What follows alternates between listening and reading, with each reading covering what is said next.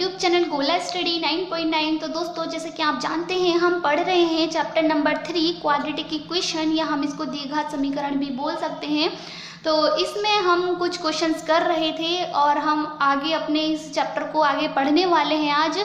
तो आज हम देखने वाले हैं कि यदि हमारी समीकरण के मूल जो होते हैं अल्फा और बीटा, जैसे कि आप जानते हैं पहली वीडियो में देख चुके हैं उसको, तो यदि हमसे बोला जाए कि समीकरण के मूल बराबर होते हैं तो उसमें क्या कंडीशन होती है, आज हम उसको ही सीखने वाले हैं।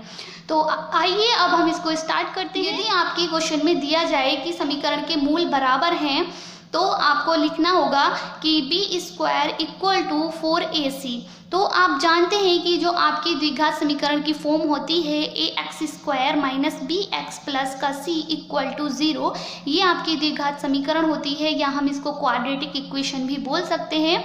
अगर आपसे क्वेश्चन में बोला जाएगा कि आपकी समीकरण के मूल बराबर हैं तो आपको कंडीशन में लिखना है कि B square equal to 4ac। तो इसको आप क्वेश्चन में किस तरह से सॉल्व करेंगे, आइए हम क्वेश्चन में इसको देख सकते हैं। क्वेश्चन में और अच्छे से समझ में आएगा। आपको दिया हुआ है कि यदि समीकरण 2x square minus 8x plus c equal to 0 के मूल बराबर हैं, तो यहाँ पर आप देखिएगा आपको द्विघात या क्वाड्रेटिक इक्वेशन यहाँ पर दी हुई है और इसमें आपसे बताया गया है कि इसके मूल बराबर हैं, तो c का मान ज्ञात कीजिए। इसमें आपको c की वैल्यू फाइंड आउट करनी है। तो आप देखिएगा इसको हम किस तरह से सॉल्व कर सकते हैं। तो आप जानते हैं कि यदि समीकरण के मूल बराबर होते हैं तो हमें क्या कंडीशन फॉलो करनी होती है। यहाँ पर हम लिखेंगे समीकरण के मूल आपके दिए हुए हैं कि समीकरण के मूल बराबर हैं, तो आप यहाँ पर लिखेंगे कि B square equal to 4ac। अब आप क्या करेंगे, यहाँ पर जो आपको द्विघात समीकरण दी हुई है इसमें आप a, b और c की वैल्यू यहाँ पर रखेंगे, और जब आप इसको रखेंगे तो आपकी c की वैल्यू फाइंड आउट हो जाएगी। तो आप देखिएगा इसको हम किस तरह से कर सकते हैं। तो आप जैसे कि जानते हैं यहाँ पर हमारा a है, यहाँ पर ऊपर आप देख सकते हैं हमने द्विघात समीकरण की फॉर्म लिखी हुई है। तो यहाँ पर आपका a 2 हो जाएगा और b की वैल्यू आपकी यहाँ पर 8 हो जाएगी और c की वैल्यू आपकी c ही है जो हमें ज्ञात करनी है। तो यहाँ पर आप लिखेंगे बी स्क्वायर, यानी कि b की जगह पर आप लिखेंगे माइनस का 8 और इसका आप स्क्वायर लगा देंगे, इक्वल टू 4 लिखेंगे इनटू a की वैल्यू आपकी 2 हो जाएगी, तो आप यहाँ पर 2 लिखेंगे और c की वैल्यू आपको ज्ञात करनी है। तो यहाँ पर जब आप इसका स्क्वायर खोलेंगे तो आपका हो जाएगा 16 इक्वल टू 4 दूनी आपका 8 होता है इंटू c, और ये आपका कैंसिल हो जाएगा, ये आपका 2 बार चला जाएगा। तो आप यहाँ पर लिखेंगे सॉरी ये आपका गलत हो गया है, हमारा 8 का जो स्क्वायर होता है वो 64 होता है। तो यहाँ पर जब आप इसको सॉल्व करेंगे तो यहाँ पर आपका हो जाएगा 64 और माइनस का होल स्क्वायर की वैल्यू आप जानते हैं प्लस हो जाती है, और यहाँ पर जब आप लिखेंगे तो 4 दूनी आपका 8 होता है और इनटू में आपका c आ जाएगा। तो जब आप इसको इससे काटेंगे तो आपका ये 8 बार चला जाएगा, 8 अट्ठा आपका 64 होता है, तो आपकी c की वैल्यू आ जाएगी यहाँ पर 8। तो इस तरह से हम क्वेश्चन को सॉल्व कर सकते हैं। बेसिकली आपको इसमें क्या ध्यान रखना है, आपको ध्यान रखना है कि यदि समीकरण के मूल बराबर हैं तो आपकी कंडीशन क्या होती है, उस कंडीशन को आपको याद करना है कि जब समीकरण के मूल बराबर होते हैं तो हमें लिखना होता है कि B square equal to 4ac। तो इस तरह से अगर हमें ये याद होगा तो हम किसी भी क्वेश्चन को इजीली कर सकते हैं। तो अब नेक्स्ट क्वेश्चन देखिएगा। क्वेश्चन नंबर 2 आपका दिया हुआ है कि द्विघात समीकरण x square plus kx plus 7 equal to 0 के मूल समान है, तो k का मान ज्ञात कीजिए या k का मान बताइए।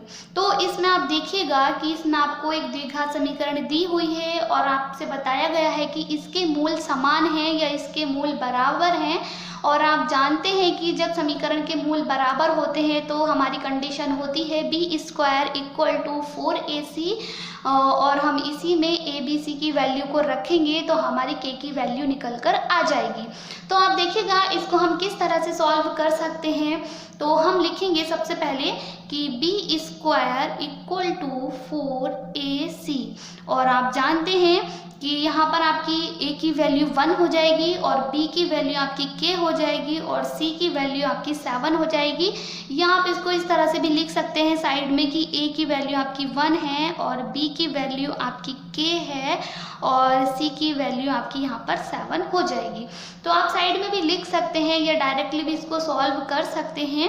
तो जब आप इसको आगे सॉल्व करेंगे तो आप यहाँ पर लिखेंगे b की वैल्यू आपकी k है, तो b स्क्वायर मतलब आपका हो जाएगा k square equal to 4, a की वैल्यू आपकी 1 है और c की वैल्यू आपकी 7 है। तो यहाँ पर आप इसको लिखेंगे, फिर आप लिखेंगे k स्क्वायर, इसकी जब आप आपस में मल्टीप्लाई करेंगे तो हो जाएगा 7 चौक 28 हो जाएगा।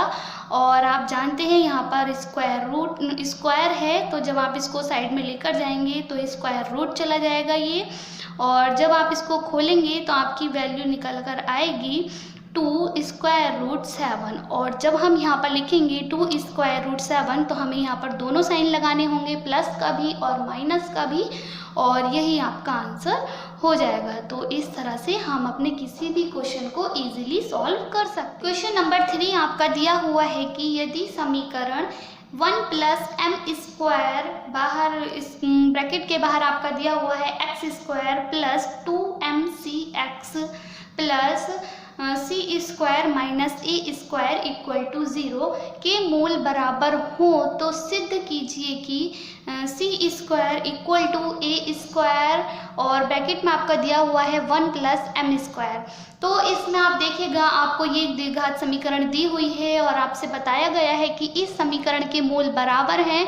तो आपको प्रूफ करना है या सिद्ध करना है कि सी स्क्वायर ये जो आपका दिया हुआ है ये आपको प्रूफ करना है। तो इसमें आप सबसे पहले क्या करेंगे, यहाँ पर जब आप देखेंगे कि समीकरण के मूल बराबर हैं, और आप जब समीकरण के मूल बराबर होते हैं तो आप इसकी कंडीशन जानते हैं, तो आप सबसे पहले लिखेंगे b square equal to 4ac।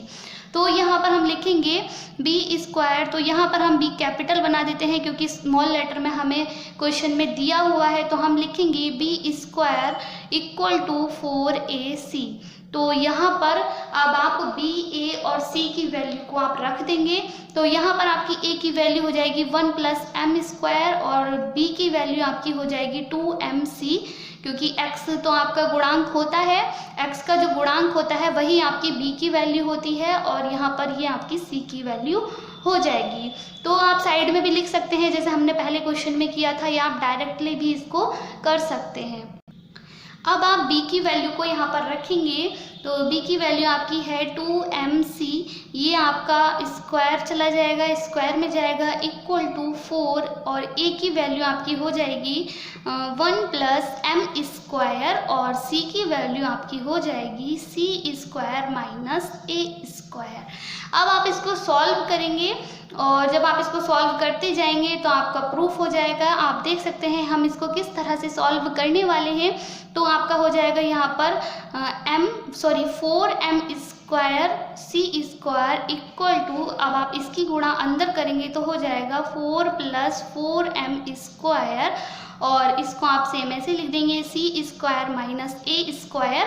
अब आप इसको आगे सॉल्व करेंगे तो ये जो दो ब्रैकेट है इनकी आप आपस में गुणा कर देंगे, तो आपका हो जाएगा 4m square C square equal to, अब आप इसकी मल्टीप्लाई करेंगे, 4 की मल्टीप्लाई आप सी स्क्वायर से करेंगे तो आपका हो जाएगा 4c स्क्वायर, और इस 4 की मल्टीप्लाई आप इससे करेंगे तो आपका हो जाएगा माइनस का 4a स्क्वायर, और इसकी मल्टीप्लाई आप इससे करेंगे तो आपका हो जाएगा plus 4m square C square. अब आपके पास बचता है 4m स्क्वायर की मल्टीप्लाई ए स्क्वायर से करना, तो आपका यहाँ पर हो जाएगा माइनस 4m स्क्वायर ए स्क्वायर। तो इस तरह से हम इसकी मल्टीप्लाई कर चुके हैं। अब आप देखेंगे कि यहाँ पर आपको दिया हुआ है 4m स्क्वायर इंटू सी स्क्वायर, और यहाँ पर भी आपका दिया हुआ है 4m स्क्वायर इंटू सी स्क्वायर, तो ये आपका आपस में कैंसिल हो जाएगा।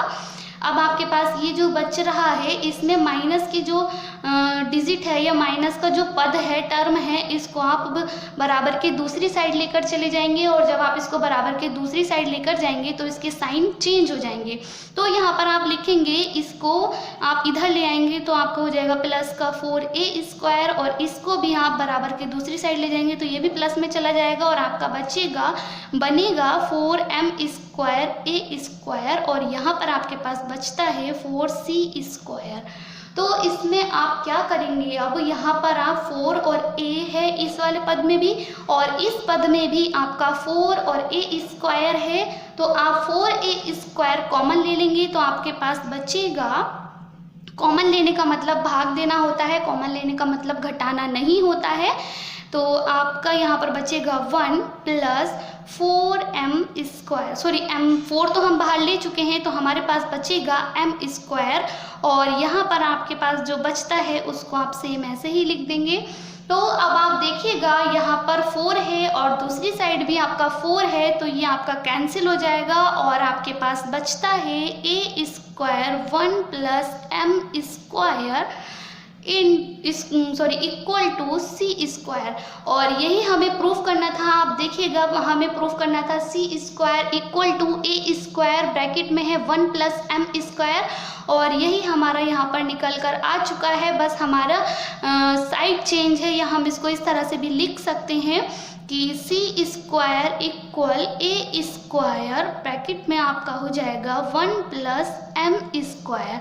तो इस तरह से ये आप प्रूफ कर चुके हैं तो यहाँ पर आप लिख सकते हैं हैंस प्रूफ्ड, ये आपका सिद्ध हो चुका है। तो इस तरह से हम अपने क्वेश्चन को आसानी से कर सकते हैं, बशर्ते हमें याद होना चाहिए कि जब समीकरण के मूल बराबर होते हैं तो उसमें हमें क्या कंडीशन को फॉलो करना होता है, हमें फॉलो करना होता है b² इक्वल टू 4ac, ये आपको याद करना है। तो आज के लिए इतना ही काफ़ी है और मैं आप लोगों से बताना चाहती हूँ कि यदि आपको मेरा पढ़ाया हुआ अच्छा लग रहा है या मेरी वीडियोस अच्छी लग रही है तो आप इसको लाइक कर सकते हैं, शेयर कर सकते हैं और साथ ही साथ मेरे चैनल को सब्सक्राइब भी कर सकते हैं।